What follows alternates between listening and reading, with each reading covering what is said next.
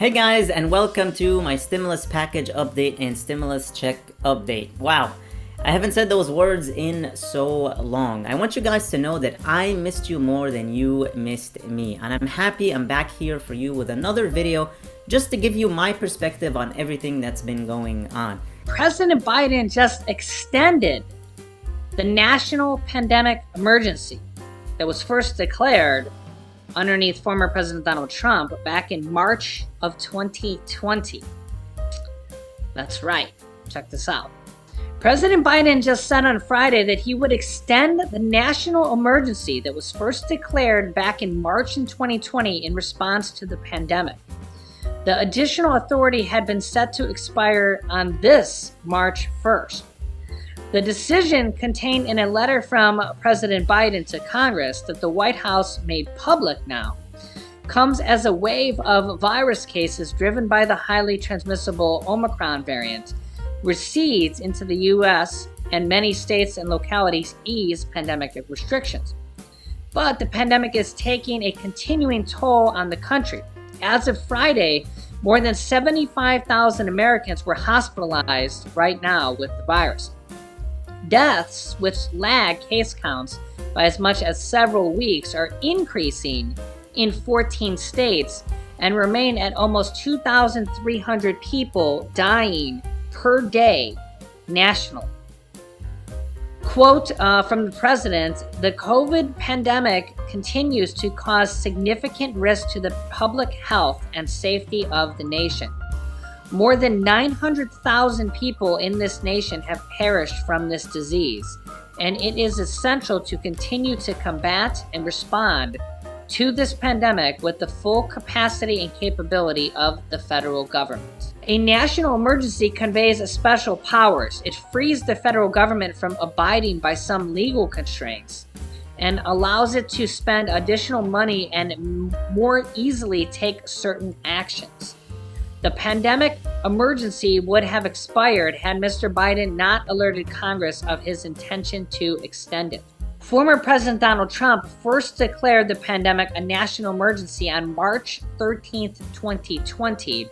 Trump said that extra measures were needed to combat the virus, at which time there was only 1,645 people that were infected in the U.S. There has now been more than 78 million people infected. Imagine that. Can you even imagine that when former President Donald Trump declared it a national emergency, there was 1,600 people that had the virus, and now there has been more than 78 million people? Can you even imagine that? Go back in time back then. Can you even predict that? That is just insane to even... Wow. Like, if you could look into the future and think that, would you have even thought that? And remember, those are just numbers from official testing sites that the government or hospitals have reported, not even counting at-home tests or people that never even got tested. So who knows how many, the 78 million plus the at-home tests or the people that got sick and never even got tested. Who knows how many that real number is? And that's just for the US. That's not even worldwide. Yeah, can you just, wow, it's insane. Here is White House Press Secretary Jen Psaki says that they continue to push for passing of the Build Back Better package, or the new name of it. The president continues to talk about his Build Back Better plan. He did so today, did a couple of events last week. What is the White House expectation at this point about the future of that plan? Is there any evidence of any sort of forward movement, forward progress, even on a pared back version of that? There doesn't seem to be a lot of optimism or action right now on Capitol Hill, but can you talk about what the White House expectation is for that and why the president continues to bring this up? Well, the president continues to bring it up because as we talk about the impact of inflation, which most people experience in their daily lives as rising costs, one of the ways that we can address that is by passing legislation that will help lower costs for Americans, whether it's child care or health care or the cost of prescription drugs.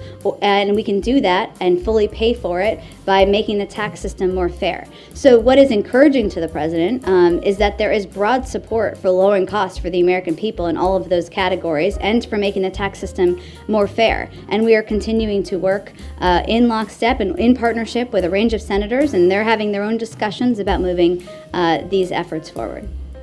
Meanwhile, as President Biden just extended the national emergency, the FDA is considering a second booster shot in the coming months. Food and Drug Administration FDA officials are, quote, very carefully considering second booster shot doses of the mRNA vaccines, according to the Wall Street Journal. FDA spokesperson Allison Hunt confirmed to CNN that the FDA is, quote, indeed continually looking at the emergency data on the pandemic and variants in the US and overseas in order to evaluate the potential utility and composition of booster doses. Hunt also said that there is much uncertainty, but the FDA is evaluating whether another booster dose will be needed when the country moves into the fall of 2022, which would coincide with the typical administration of annual flu shots, CNN noted. As more data becomes available about the safety and effectiveness of vaccines, including the use of a booster dose, we will continue to evaluate the rapidly changing science and keep the public informed. Any determination that additional booster doses are needed will be based on data available to the agency. If the FDA does approve another booster dose, it would then face approval by the CDC, the Center for Disease Control and Prevention. Yeah, so the question here is, as the cases are coming down from the Omicron variant, will there be another variant that spikes up, or will the Omicron variant 2.0, called BA.2, which is said to be more infectious or more contagious than the original Omicron variant, that's already here in the US, will that become the dominant variant like it did in South Africa? And if so, will we see a big spike in cases because of that? Yeah, you can see here, new cases we're still averaging right now about 110,000 on the 7-day average right now. But you can see the decline is come down a lot here. The question here a lot of experts are asking is, how far has it come down because of the at-home tests? Remember that millions of at-home tests have been distributed for free from the official government website, covidtest.gov. By the way, if you didn't order these yet or you didn't know about them, write this down. Go there after this video. covidtests with an s.gov. It might take 2-3 weeks. Some people it took some time to get them, but most people have gotten them by now. You get 4 of them for free. You don't have to put a credit card in or anything. You just put your name and address in, and it takes like 1 minute to order them. Okay. But they're completely free. So the question is that how much higher would these be if they didn't ship out tens of millions of tests just recently? That probably does have some kind of factor to play here. But when we look at deaths here, still very, very high here. The average is around 2,200. Remember that new cases and deaths are always lower on the weekend because they're just not reported on the weekend, because a lot of hospitals and everything just don't report on the weekend. It's always been like that. If you've been watching my show, it's just always like that. So when we go back to the last weekdays here, 3,300. So that's why we go by the 7-day average. 7-day average here, about 2,200 per day. 2,200 per day. Still very, very high when you look at this kind of trend. Deaths per day. Still very, very high. That's every single day. And just for comparison, that's just a little bit short of how many people, passed in Pearl Harbor. And this is happening every day due to the pandemic. So, I mean, think about how tragic that was for the United States of America. So, just to put that into perspective. Yeah, so I mean, let's hope that this pandemic's behind us, but I'm not gonna hold my breath, because it's just I don't know. This last wave was just it was just so bad. That spike with over 1 million cases per day. And now we're seeing the aftermath of it with so many people in the hospital and still struggling with it. I don't know. All we can do is pray and see here. And in today's episode of You Can't Make This Stuff Up, yeah, so there was a couple days here that the U.S. actually stopped importing avocados from Mexico. And apparently about 90% of our avocados come from Mexico. And apparently the avocados that get imported from Mexico, apparently it's kind of a little bit of maybe a shady business there. You can see here on Sunday, the U.S. suspended avocado imports from Mexico after an American plant safety inspector received a threat on his official cell phone. The inspector received the threat after he refused to allow a shipment of avocado due to safety concerns. Salazar did not detail what changed, but said Mexico will be enacting measures to keep U.S. inspectors safe.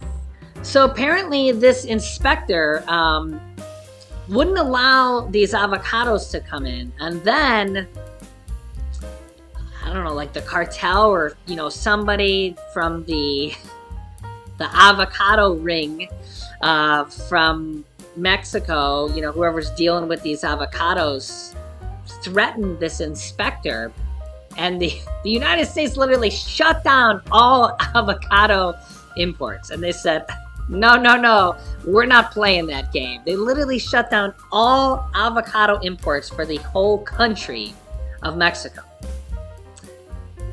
Wow. I was just absolutely shocked to hear that news. So basically, the United States says, we're not playing that game. You're not going to threaten our inspectors. If you do that, we're not going to import anything from you in regards to avocados. Or if you do that for anything, in regards to anything, we'll just shut everything down. And we'll import it from, somewhere else for the time being.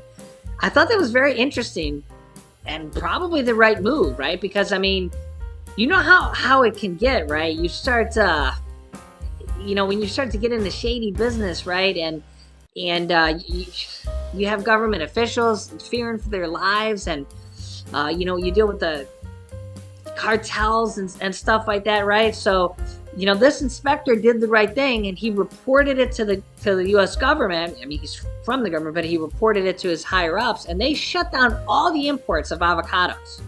Alright guys, this is all I have for you in this video. Thank you so much for tuning in. I really missed you. Hopefully I'll see you here again very, very soon. And I'd love to hear your thoughts and opinions on everything we talked about here in the comments below. Thank you so much for watching. I really, really appreciate you all. Please hit the like button on the video, share this video with your friends and family, and subscribe if you haven't already, and click that notifications bell to be notified whenever I publish new videos for you. Please stay safe, stay healthy, and I'll see you in the next video.